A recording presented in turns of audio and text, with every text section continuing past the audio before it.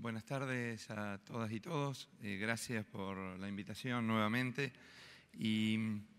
bueno, la verdad que compartiendo ya la experiencia en la Cámara de Diputados, y se ha hablado aquí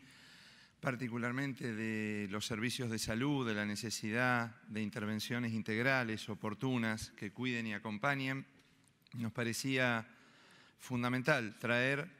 la perspectiva de una experiencia concreta de un sistema de salud basado en derechos. Y es desde allí donde voy a plantear mi exposición y el abordaje de todo lo que tiene que ver con las políticas en salud sexual y reproductiva y particularmente el debate de hoy de una ley que avanza en autonomías, en derechos y fundamentalmente en democracia. Digo porque muchísimas exposiciones han planteado la necesidad de sistemas de salud cercanos y accesibles, y es en la ciudad de Rosario que en la década de los 90, allí donde se planteaba claramente que con menos Estado íbamos a tener más democracia o más derechos, se decidió un camino inverso que tiene que ver con la construcción de centros de salud cercanos en el territorio, a no más de 15 a 20 cuadras de donde viven las familias. Centros de salud que trascienden eso que a veces nos imaginamos cuando decimos un centro de salud en el barrio, como una salita de primeros auxilios que resuelve aquello menos importante. Estamos hablando de centros de salud con equipos interdisciplinarios, con médicos generales, obstetras, tocoginecólogos, farmacéuticos, psicólogos, trabajadores sociales, que se encargan y se responsabilizan del seguimiento en todo el trayecto de vida de la población. Y es en ese escenario que se avanzó en políticas en salud sexual y reproductiva, casi acompañando el propio lema del colectivo y del movimiento de mujeres que tienen que ver con el acceso seguro y gratuito a todos los métodos anticonceptivos. Y también no son espacios de dispensa, no son espacios que tienen que ver solo con repartir el anticonceptivo que un equipo médico define a priori. Son espacios de intercambio, de discusión, y en ese abanico de distintas posibilidades y distintos métodos en relación al deseo de la mujer, al deseo de la pareja, se accede a métodos anticonceptivos. Y es desde ahí que tenemos también que el 95% de las mujeres entre 16 y 45 años que consultan a nuestros centros de salud retira algún método anticonceptivo. Y también desde ese lugar es que medimos un indicador que después lo voy a comentar como la tasa de fecundidad y que se ha hablado hoy bastante también en las disertaciones que tiene que ver con la tasa de fecundidad del embarazo adolescente. Es en ese escenario que se trabajó también casi siguiendo un camino que marcaron las organizaciones de mujeres en un Estado que viene trabajando de una perspectiva de derecho la necesidad del cumplimiento de los protocolos y guías de atención en relación a la interrupción legal del embarazo, en una interpretación amplia, no restrictiva, avanzando en lo que significa la causal salud y garantizando que esta práctica se pueda hacer en los casos que el Código Penal establece como no punible. Y fue con distintos hitos, lo decían diputados, no alcanza el tiempo para explicar todo este proceso, pero es a partir de la garantía de esta práctica,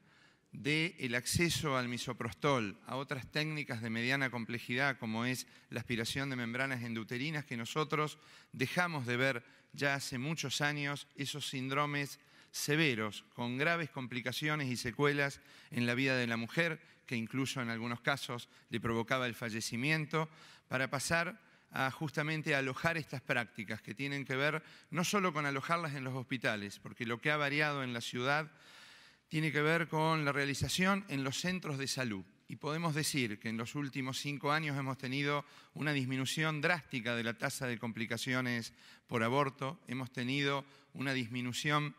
del número de internaciones y ha disminuido el número de prácticas que se realizaban en los hospitales para aumentarlas en los centros de salud. Pero un dato también que es de necesidad ponerlo sobre la mesa porque también está en discusión en relación a que esto va a generar un aumento de las prácticas. La verdad que en los últimos 5 años no hemos tenido un aumento de la práctica de la interrupción legal del embarazo. Ha cambiado el lugar de realización, han disminuido las complicaciones y hemos generado que ese número se mantenga constante, inclusive con una leve disminución con respecto a años anteriores, donde la criminalización y la penalización institucional estaba determinada. Esto significa también que cuando en soledad uno no encuentra equipos y la única posibilidad es la decisión de hacerlo en forma clandestina, es diferente que cuando uno encuentra equipos que incluyan todas las perspectivas y que inclusive desnaturalizan algunas de las decisiones. En ese sentido, quiero traer, y lo decíamos antes también, la voz de todas las mujeres que no murieron por encontrar equipos comprometidos, que cuidan, que acompañan y que no abandonan, y que lo hacen también a conciencia. Se ha hablado aquí de la objeción de conciencia y es respetable que se hable la objeción de conciencia y de los derechos, pero conciencia tienen todas las mujeres que deciden el acceso a cada uno de los métodos anticonceptivos. Conciencia tienen todos los equipos que cuidan, acompañan y alojan esta problemática. Quiero también plantear que en el mismo proceso, cuando se habla de la tasa de fecundidad en el embarazo adolescente, la garantía de un abordaje integral, fundamentalmente en la adolescencia temprana y en la adolescencia tardía, hablamos de una tasa de fecundidad con disminución lenta, progresiva y sostenida de ese indicador. Y esto tiene que ver también con equipos que cuidan y acompañan. Entonces, cuidamos desde la perspectiva del acceso a los anticonceptivos, cuidamos desde la perspectiva del parto respetado, porque también en nuestra ciudad se garantiza la forma de parir, la forma de nacer. Se respeta el derecho a que si se quiere parir y con quién lo quiere hacer, se respete y se escuche eso y no la hegemonía médica que instrumentaba y transforma el parto en una patología. Y también se garantiza la interrupción legal del embarazo en los términos que hoy lo sostiene el Código Penal. Por eso nos parece importante sumarnos a este debate, sumarnos a aportar una experiencia concreta. Nosotros a este aporte de ideas traemos una experiencia de gestión y nos sumamos a un debate y a una ley que va a avanzar en derechos, que va a avanzar en autonomía y que va a avanzar en ese marco que necesitan los equipos de trabajo, porque a veces no es sencillo y hay un temor en general en la población cuando no hay una ley que nos iguala, cuando no hay una ley que regule las inequidades en el país. Por eso nos sumamos a esto, sí, desde una experiencia de gestión y de gobierno, porque a nosotros nos tocó gobernar y gestionar es resolver problemas, es abordar la mortalidad materna,